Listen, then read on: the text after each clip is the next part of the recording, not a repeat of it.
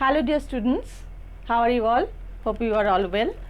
So we are in our geography online class and we are continuing what? The chapter 5, natural and man-made disasters.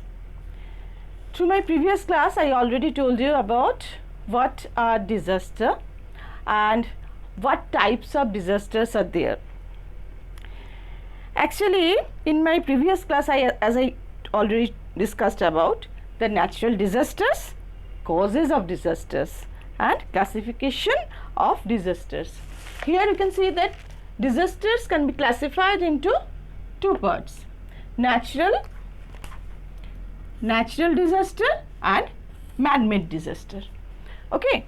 So, actually we call the natural disasters as disasters much more than the man-made disasters, but man-made disasters also affect our life very much.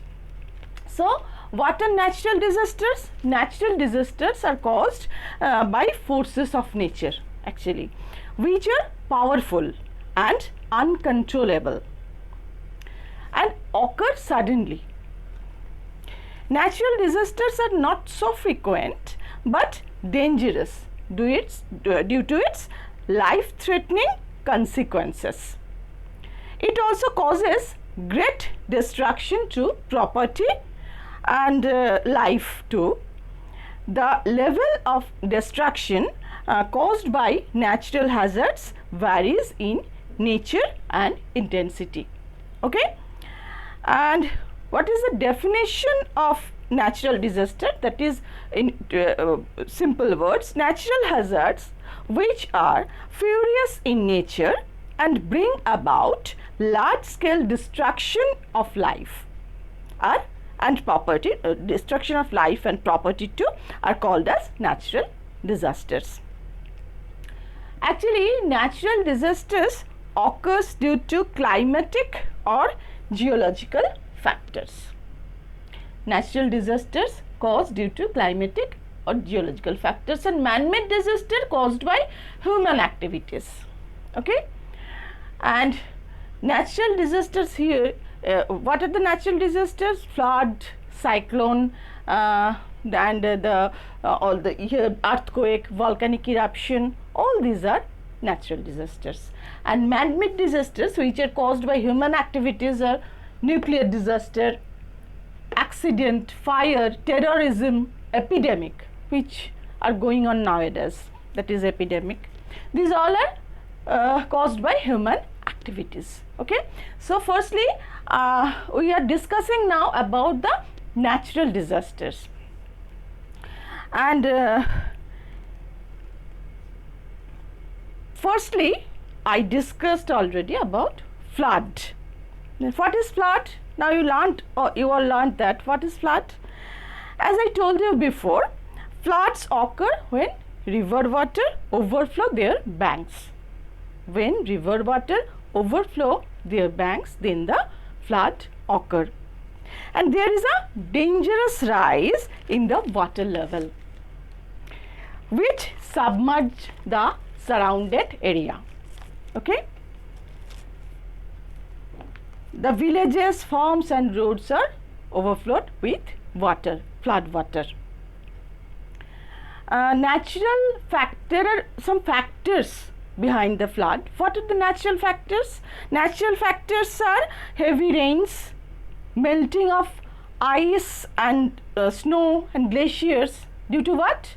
Due to global warming, which is a very current problem nowadays. And failure of dams, this is also a cause of flood. And human activities sometimes, those are natural causes, natural factors, and some human activities also cause floods. These are what? Deforestation, and improper drainage, poor quality dams, etc. These all are causes river to overflow, and the flood occurs in this way. Okay. actually flood have some effects also, as I told you before, some positive effects and some negative effects. Okay, so actually we many time we ignore the positive effects, but those are also very important positive effects. Firstly, I am telling you about again the negative effects. Actually, flood causes loss of life, property, and in plainland usually this flood occurs when causes loss of life and property, and the crops are washed away due to flood water. And in mountainous region it causes landslide and debris flow, etc. And this also causes loss of life and property too. And flood causes contamination of drinking water, which causes waterborne diseases, okay, like cholera. Overall, flood destroy crops. All the flood water destroys, as plainlands mainly are agricultural lands. Flood water washes away all the crops, okay, and all the infrastructure, roads, bridges are damaged, and thereby adversely affect the economy.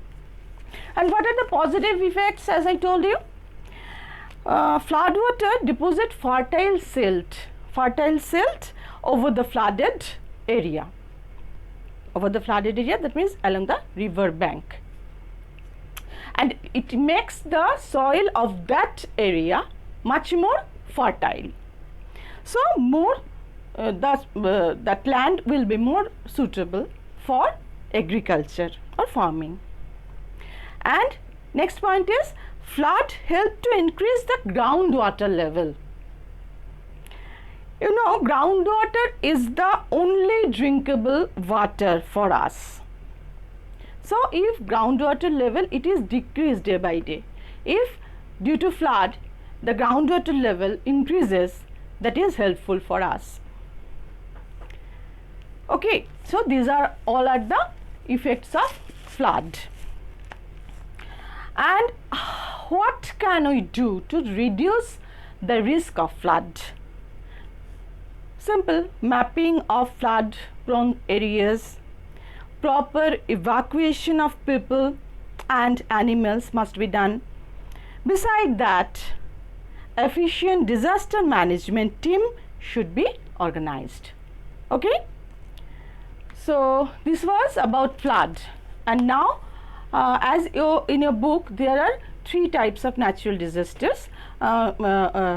We learnt about the flood, we already learnt about that. Now I'll discuss about the cyclone and next about the earthquake. 3 natural disasters are in your book, so I'll discuss about these three natural disasters. Now I'll discuss about the cyclone. So let's go to the book and I'll discuss. Okay. Cyclones are caused by atmospheric disturbances around low pressure areas. Now in this diagram you can see how the cyclone occurs, how the cyclone just creates. And here winds with great speed move towards intense low pressure area. You can see here in the first picture, this picture, the cool air and the warm air. Warm air area is low pressure area and it is high pressure area. Yellow portion shows the low pressure area and the blue portion shows the high pressure area. Okay, so you can see here that the winds that around the low pressure area, winds with great speed move towards intense low pressure area. Always remember, air always flow speedily from high pressure to low pressure area, and the center portion is known as the eye of the cyclone. Okay, the edge of the cyclonic eye called the whirl of the cyclone. Here the winds are devastating. Strong and powerful winds having great speed circulate around the center, causing violent storms. Here you can see this through this picture. Picture 1, 2, 3, that is the sequence, how the sequence is. The first picture, next is the second picture, next third picture, how the cyclone occurs. Okay. And cyclonic winds blow in the anti-clockwise direction in the northern hemisphere, and it is in the clockwise direction in the southern hemisphere. They occur in the warm oceans in the tropical and temperate regions of the world. Cyclones are storms known by different names in different parts of the world. It is called as typhoon in the northwestern Pacific Ocean. It is called as hurricane in the Atlantic Ocean and in the northeastern Pacific Ocean. It is called as cyclone in the Indian Ocean. Actually, our Indian subcontinent is among the worst cyclone hit regions of the world. It is exposed to nearby 10% of the world's tropical cyclones. Most of these cyclones originate in the Bay of Bengal, and those are 5 to 6 cyclones every year. Among those, 2 or 3 could be severe and they damaged a lot. Now I'll tell you about the impact of the cyclone. The damages caused by cyclones depend on its intensity, location and size. Due to cyclone, lightweight shelters are blown away. You can see in this picture how the shelter, the hut is destructed. And coastal areas are flooded, embankments are broken, often there is contamination of water supplies. Actually, high speed wind damage crops, fishing villages and other infrastructure. Sometimes entire islands are submerged. The power stations, communication towers, hospital, road, bridges, all are collapsed. Recently in this year that means 2021, effect of Ias, the cyclone, super cyclone, and in past year Umpun showed us the destructive effect of cyclone here in Bengal and in Odisha coastal area. Recent days we watched in news channels how helpless the people who were affected by the cyclone become homeless, foodless and overall distracted. So now I will tell you that what are the risk reduction measures should be taken. So here are some measures which should be taken to reduce the risk. Settlements must be built on higher ground, away from vulnerable coastal areas. And next measure is cyclone shelters must be built where the people who are evacuated can be sheltered before the onset of the cyclone. And rows of trees called shelter belts must be raised parallel to the coast to obstruct and reduce the speed of the wind. Rows of trees, it is called as shelter belts. Parallel to the coast, if it is raised, then it can obstruct the speed of the wind and surging sea water. And the next measure is cyclone forecasts. It is very important. Cyclone forecasts and early warnings should be broadcast on radio and television. These warnings are specially beneficial to fishermen in coastal areas so that they can refrain from venturing into the turbulent sea. Okay, to protect them, to protect the fishermen who actually I told you before that the poor people, they are affected very much due to these natural hazards. The fishermen are among them who live in coastal areas, and they go to the sea for fishing.